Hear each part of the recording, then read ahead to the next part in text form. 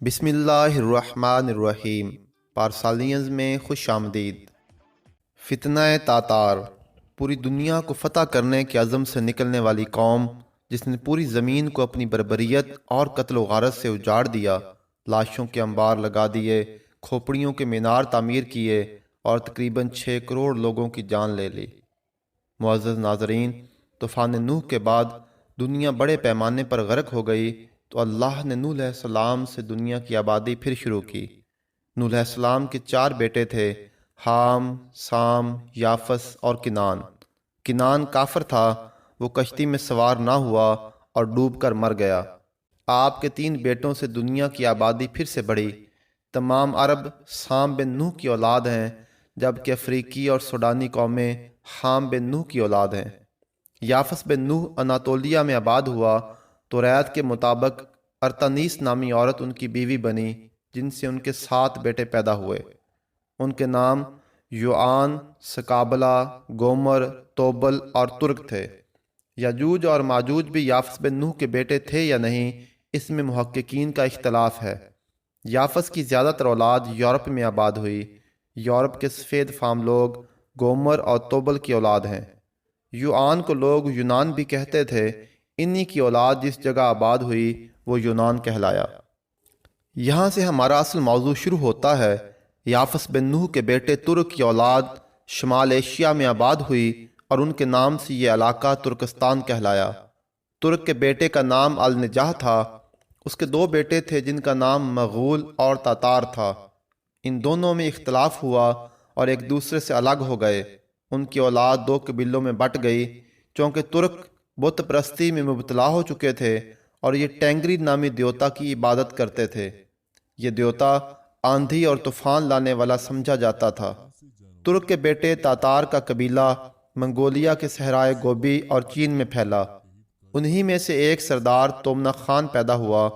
اس نے خود کو منگول کہنا شروع کر دیا اور یہی نام اس کی پہچان بن گیا۔ تومنا خان کے 2 بیٹے قبل خان اور کاچولی تھے۔ قبل خان کی 4تھی نسل سے ایک سردار تموچن پیدا ہوا جس نے اس قبیلے کو عروج پر پہنچایا۔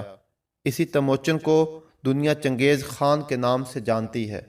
ناظرین، چنگیز خان نے منگول قبائل کو اکٹھا کر کے منگولیا سلطنت کی بنیاد رکھی۔ جلد ہی اس نے سائبیریا اور ارد گرد کے علاقوں کو فتح کر لیا۔ اس کی فتوحات جب شمالی ایشیا تک پھیل گئیں تو اس نے اپنا لقب خاقان رکھ لیا۔ چنگیز خان جتنا ذہین تھا، اس سے کہیں زیادہ ظالم و جابر اور سفاک قاتل تھا۔ جو علاقہ بھی اس نے فتح کیا، اس کو تباہ و برباد کر دیا۔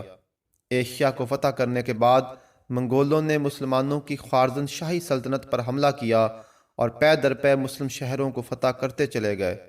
وہ جس شہر سے گزرتے اس کو آگ لگا دیتے، مردوں، عورتوں اور بچوں تک کو قتل کر دیتے۔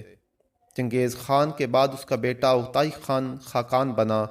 اس نے منگول سلطنت کو مزید وسیع کیا۔ اس کے بعد اغتائی خان کے بیٹے اور چنگیز خان کے پوتے منگو خان اور ہلاکو خان نے بھی مسلمانوں کو تباہ کرنے میں کوئی کسر نہ چھوڑی۔ ناظرین، 1257 عیسوی میں عباسی خلافت کا مرکز بغداد تھا اور اس کا خلیفہ معتصم باللہ تھا۔ جب ہلاکو خان نے بغداد پر حملہ کیا تو خلیفہ نے شہر کے دروازے بند کر دیے۔ 13 روز تک محاصرہ جاری رہا۔ آخرکار منگول شہر میں داخل ہو گئے۔ انہوں نے خلیفہ سمیت تمام وزراء اور امراء کو قتل کر دیا۔ عام مسلمانوں کی گردنیں کاٹ کر رکھ دیں اور گردنوں اور کھوپڑیوں کو کاٹ کاٹ کر مینار بنا دیا۔ اس قدر لہو بہا کہ بغداد کی گلیاں خون سے بھر گئیں اور خون بہتا بہتا دریائے دجلہ تک جا پہنچا، جس کی وجہ سے دریائے دجلہ کئی دن تک سرخ بہتا رہا۔ خلیفہ ہارون الرشید کا بنایا ہوا عالی شان شہر، جو اپنے محلات، باغات، حماموں، روشنیوں اور لائبریریوں کے لیے مشہور تھا، کھنڈر بن چکا تھا۔ خلافت ختم ہو چکی تھی کیونکہ کوئی خلیفہ باقی نہ تھا۔ مسلم امت کا شرازہ بکھر چکا تھا۔ بغداد کے ارد گرد چھوٹی چھوٹی ریاستیں ہلاکو خان نے تہس نہس کر دیں۔ 1258 میں اس نے اپنی فوجیں دمشق میں روانہ کیں، جہاں ان کے مقابلہ میں ایک آنکھ سے معذور غلام رکن الدین بیبرس تھا۔ 1260 میں عین جالوت کے مقام پر مسلمانوں اور منگولوں میں فیصلہ کن جنگ ہوئی، جس کو جنگ عین جالوت کہتے ہیں۔ اس جنگ میں منگول مٹھی بھر لشکر سے شکست کھا گئے، ان کا سپہ سالار مارا گیا اور بچی کھچی منگول فوج بھاگ گئی۔ رکن الدین بیبرس کی فتح کی خبر جنگل کی آگ کی طرح پھیل گئی اور شام، ایران، فلسطین سمیت تمام دنیا میں مسلمان منگولوں کے خلاف اٹھ کھڑے ہوئے۔ 1282 میں کچھ مسلمان بزرگوں اور اولیاء کرام کی دعوت سے چنگیز خان کا ایک پوتا برکہ خان مسلمان ہو گیا، جس سے حالات کی کایا پلٹنے لگی۔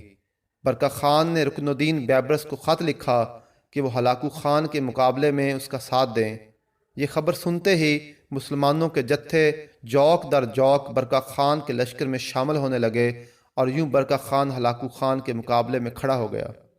ناظرین، اس وقت منگول دو حصوں میں بٹ چکے تھے، ایک اسلام دوست اور دوسرے اسلام دشمن۔ ان کی آپس میں گرجستان کے مقام پر کئی جنگیں ہوئیں اور آہستہ آہستہ اسلام دشمن منگولوں کا زور ٹوٹتا گیا۔ 1280 تک منگو خان اور اس کی اولاد، ہلاکو خان کا پوتا اور چغتائی خان کی اولادیں مسلمان ہو گئیں۔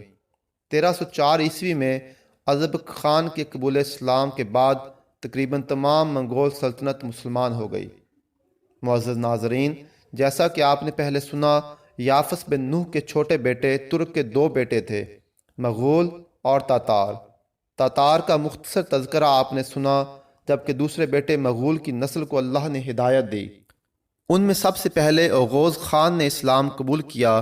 وہ اپنے 6 بیٹوں اور 24 پوتوں کے ساتھ باقی مغول قبائل سے الگ ہو گیا۔ اس کی اولاد میں ایک بے باک اور نڈر قبیلہ کائی تھا، جس نے سلجوق ریاستوں میں قیام کیا۔ سلیمان شاہ کا بیٹا ارطغرل برکہ خان کی مدد سے سوغوت پہنچ گیا، جہاں منگولوں سے اس کی کئی لڑائیاں ہوئیں۔ اس کے بیٹے عثمان غازی نے سلطنت عثمانیہ کی بنیاد رکھی، جس نے 600 سال تک مسلم دنیا کی قیادت کی۔ ناظرین، جیسا کہ ہم نے ویڈیو کی شروع میں آپ کو بتایا کہ پہلا تاتاری سردار جس نے خود کو منگول کہنا شروع کیا تومنا خان تھا۔ اس کے 2 بیٹے قبل خان اور کاچولی تھے۔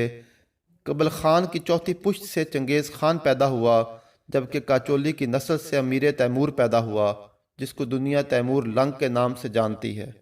اسی تیمور کی چھٹی پشت سے ظہیر الدین بابر پیدا ہوا، جس نے 1526 میں ہندوستان میں مغلیہ سلطنت کی بنیاد رکھی۔ دراصل مغل مغول کی تبدیل شدہ حالت ہے، اور یہی وجہ ہے کہ مغلیہ حکمران خود کو تیموری ترک کہا کرتے تھے۔ ناظرین گرامی، وسط ایشیا میں تیموری سلطنت، اناطولیہ میں اوغوت سردار، سلجوقی سلطنت، عثمان غازی کی سلطنت عثمانیہ، اور ہندوستان میں مغل حکومت کے جد امجد مغول اور تاتار ہیں، جو نوح علیہ السلام کے پوتے ترک کے بیٹے ہیں۔ اگر ہماری ویڈیو پسند آئے تو چینل کو ضرور سبسکرائب کریں اور بیل آئیکن کو دبا دیں۔